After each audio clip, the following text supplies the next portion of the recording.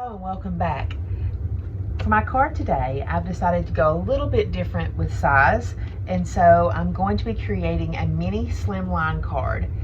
Mini slimlines are 3.5 by 6, and for this one I'm going to be using Distress Inks and some Distress Oxides in Antique Linen, Bundled Sage, Peeled Paint, Tattered Rose, and Rusty Hinge. What you're looking at here is just kind of a piece of printer paper, a little test strip to see if I like the colors that I've chosen. And the one you see scribbled out in the middle is Crushed Olive. I almost always reach for Crushed Olive just because it is probably my favorite green, but it just did not really work with today's color palette. So I've already started working on this a little bit. What I have so far, I have laid down Antique Linen Distress Ink onto my craft mat over here, hit it with water, run my fingers through it to kind of break up and make water droplets, and then dipped my watercolor cardstock in that, dried it, run it through again, dried it. And Antique Linen is a light color ink. You can't tell really there. Antique Linen is a light color ink, but as you add layers of it, you do get some definition and some differentiation and deepening of colors. And so I really like that. Antique Linen is one of my favorite neutral colored inks. Besides that, I have stamped the sentiment in ground Espresso Distress Oxide. I like to ink in Distress Ink. I like to stamp in Distress Oxide. That's just my personal preference. So I have stamped that. I use my Misty tool. Mine is one of the smaller Misties, so I like that I can place this in here. I tend to go to the one of the corners so it stays kind of stationary. Use the magnets, and then I can stamp it.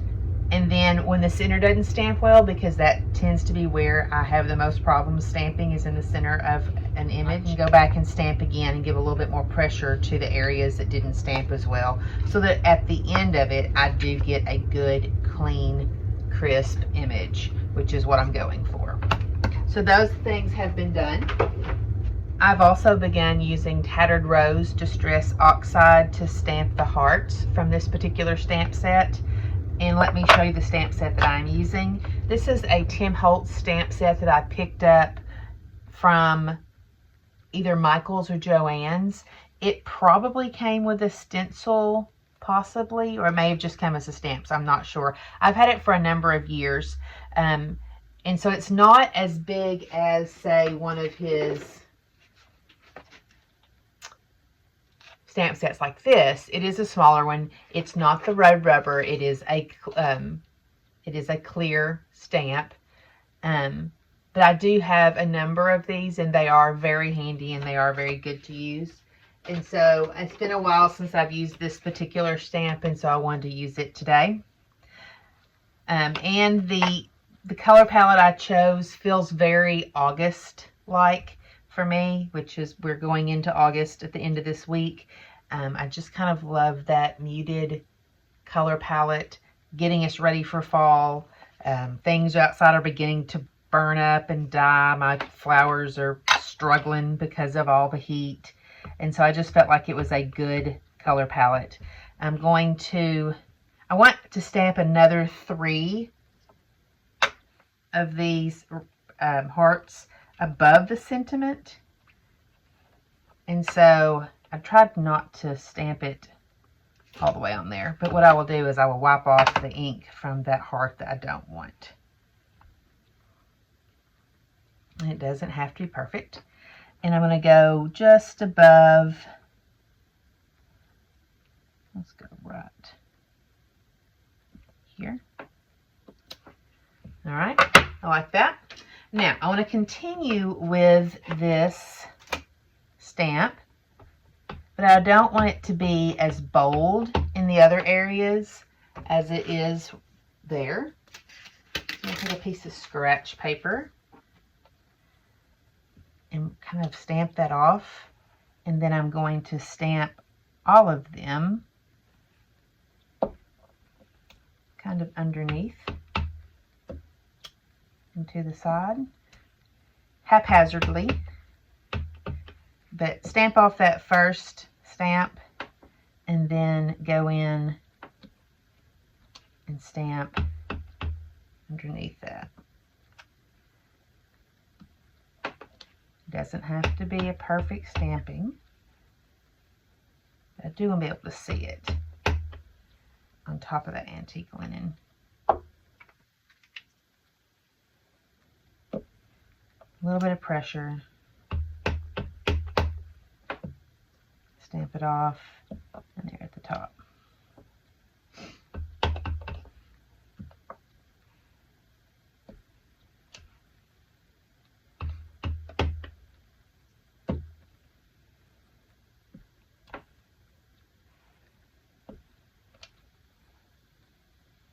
Now, I'm going to go in full value with the ink there and give it a little bit more.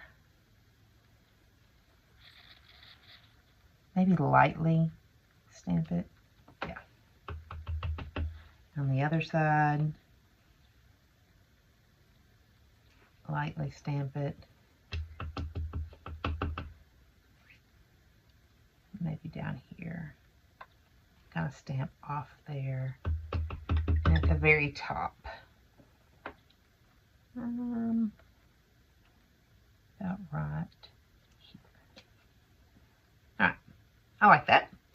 So, still kind of working on that background using that Tattered Rose and that line of 5 hearts. I'm now going to start looking at placing my butterflies, which I stamped. And this one is stamped in Rusty Hinge Oxide. I've got the ink out here, but it is stamped in Rusty Hinge Oxide. And then I did, you see a little shine there because I did emboss it just in clear embossing powder. And then the inside is watercolored with Tattered Rose and Peel Paint on that one. The second butterfly was stamped with Peel Paint, and then you see Tattered Rose and Rusty Hinge Distress Inks on that one, and then our last one was stamped in that Bundled Sage and heat embossed, and then it is watercolored with the Rusty Hinge Distress Ink. So I'm going to start finding a place for them on here, kind of getting that sorted out. Now, on the stamp set, they have antenna. All 3 of them do. They do. I did not try to cut around the antenna. That's just too labor intensive for me.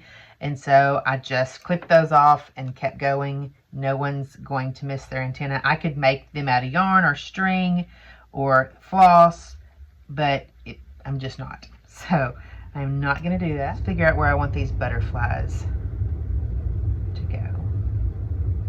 I don't want them to cover up the sentiment.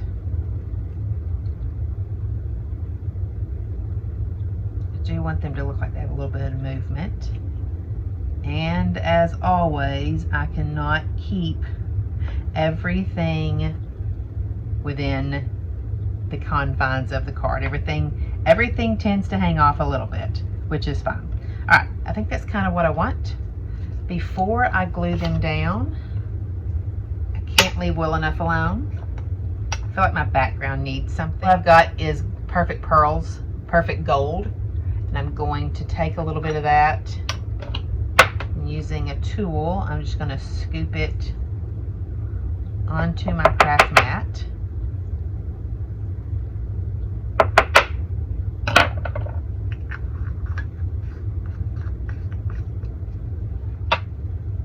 Okay, so I took that perfect pearls and I hit it with a little bit of water from just my spray bottle.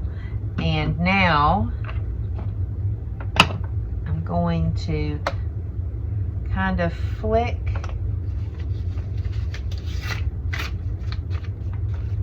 color onto my card. covered that up so that I don't get gold onto my sentiment there. Cover that up a little bit. Got a lot of this left over. Alright, I'm going to dry this. When I came back to the table, I realized I had quite a bit of my Perfect Pearl mist left over here. And so I thought I would take it along the edge of my card, just as another added shiny element. So I went around it once, I'm going around it again to kind of darken that.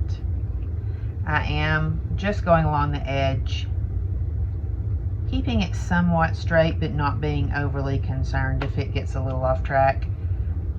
Just trying to kind of give it some shine and more interest there, and to use up that gold Perfect Pearls. Alright, I'll step back and very carefully heat this again. That is nearly completely dry. And I'm going to start adding my butterflies to this with adhesive. Now for a card with butterflies or flowers, I always tend to pop those elements up just to give a little bit of dimension. And to do that, I'm going to use glue dots. Because their little centers are skinnier than their wings, I'm going to roll those glue dots up before I place that underneath them. This one, I'm going to actually place it sideways because I'm not going to try to clip it. Glue dots are very sticky. And I'm going to put it in here. Gives it some dimension. I also could have used my foam tape as well, but I think the glue dots work well when you're going, because these are actually on watercolor paper as well. So between watercolor paper and watercolor paper, glue dots tend to adhere them pretty well. This one, I'll go sideways as well, just so I'm not having to try to clip it and get the gooey stuff on my scissors.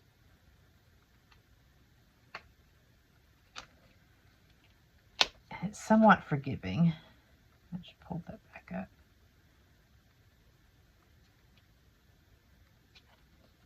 Okay. All right, and then one more.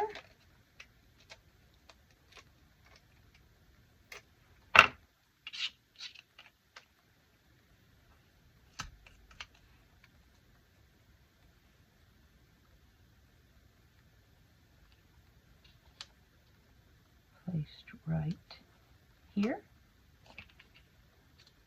All right, so I am pretty well done with that.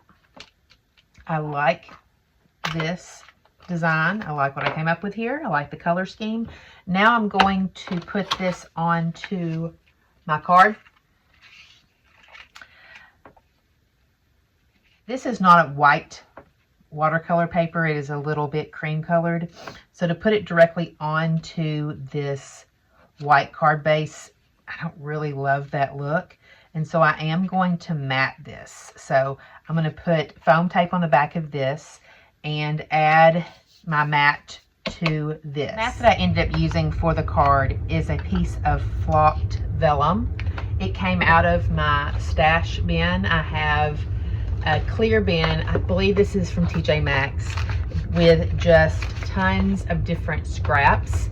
And I tend to reach for this for card mats and for scrapbook pages and for project life stuff. I tend to reach for that. The mat is not quite big enough for the card front. And so I have a washi tape that is similar to the colors that we have. This washi tape, I believe, is from an older Cocoa Daisy kit. And so I'm going to turn my card here, and I'm going to lay this down along that edge and just place that down there.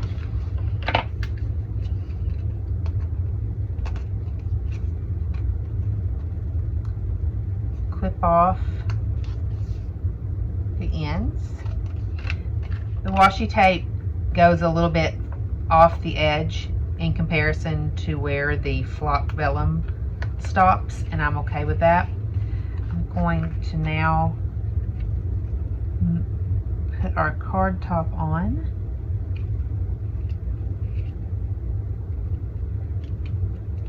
Alright, the last thing I'm going to do before I call this done is I'm going to add some pearls